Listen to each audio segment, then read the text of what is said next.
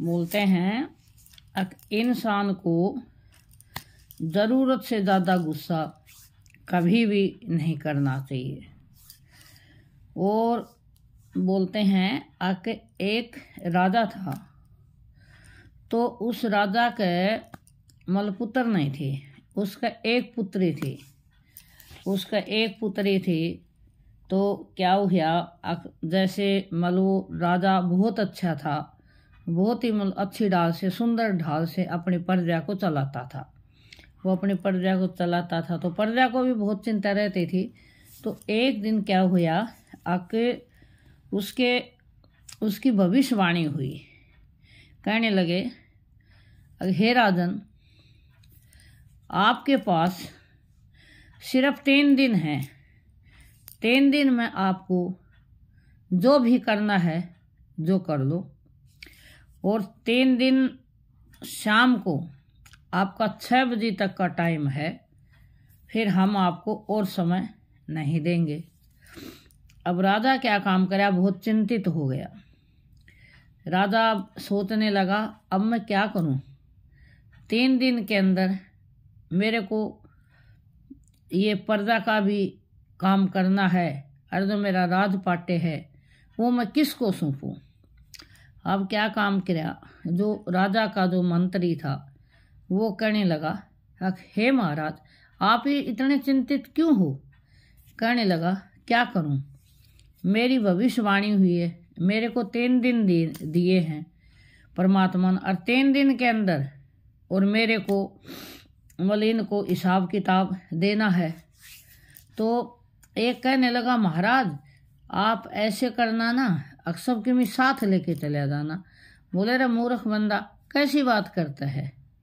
क्या कोई इंसान ना तो साथ लेके गया है और नहीं साथ ले जाएगा, ना साथ लेके आया था और ना साथ लेके जाता। बोले, तू कैसी मूर्ख वाली बात करता है? तो बोले, महाराज आप इतने चिंतित क्यों हो रहे हो?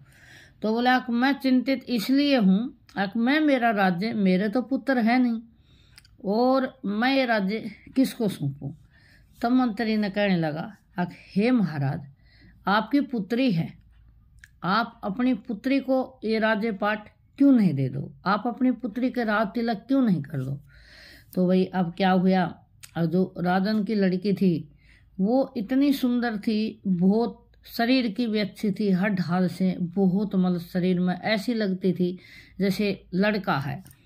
तो अब उसका क्या काम करा, राजा ने उसकी राज तिलक की तैयारी कर दी।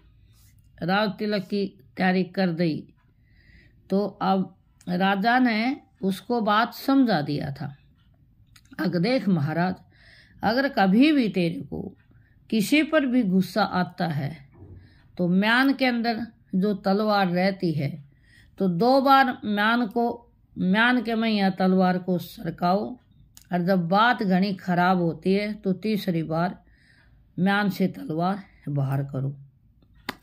अब उसने बोला, ठीक है। अब लड़की का राज तिलक हो गया। तो लड़की का राज तिलक हो गया तो लड़की अपनी माँ के पास जब जाती है तो लड़की जैसे मर्दाना वेश में रहती है, और जब लड़की अपनी माँ से मिलने जाती है तो राजा को बड़ा क्रोध आता है। राजा भूल जाता है कि तेरी पुत्री है। राजा सोचता है, पता नहीं ये कौन इंसान है, ये तो मर्द है, और अपना राजपाट्य भूल जाता है। तन्ना लड़की के राज तिलक किया है और उसके दिल में गलत भावनाएं आ जाती है, और तब वो म्यान तलवार से काटता है अपनी बेटी का शीश ताड़ने के लिए।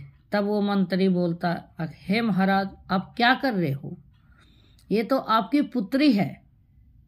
हाँ, तब राजा कहने लगा, अरे मेरे को ऐसा लगा, पता नहीं ये कौन इंसान है और मेरी पत्नी को छेड़ रहा है। तब बोलते हैं, इंसान को गुस्से के ऊपर काबू करना चाहिए, कभी किसी को गलत नहीं बोलना चाहिए, और बोलने से पहले उसको 10 बार सोचना चाहिए हम क्या बोलते हैं, क्या नहीं बोलते ना, अगर बोलना वाला बोल जाता है हैं और सोने वाले को नींद नहीं आती है, उसकी सारी रात ऐसे ही चली जाती है। और जो बोलने वाले को ये पता नहीं होता है अख्तर ने किसको क्या बोला है, और उसकी आत्मा सारी रात उसको गाली देती है, उसको श्राप देती है। वो श्राप कभी किसी को दिखाई नहीं देता है। तो इसलिए बोलते हैं अपना क्रोध को हरदम संभाल कर रखना चाहिए, चाहे भाई हो, चाहे बहन हो, चाहे कोई भी हो। क्रोध इतना ही करना चाहिए जितना मतलब थोड़ी बहुत मतलब समाई कुछ तो इंसान के अंदर रहनी ही चाहिए। तो ये संतोष देवी की कहानी आपको कैसी लगी, और आप मतलब इस कहानी को सुन के और आप भाई जैसे भी आपको जैसे लगे वैसे आप करना। मेरा काम है सुनाना और आपको देखना, जो आपको अच्छा लगे वो आप बता देना। संतोष देवी की तरफ से नमस्ते।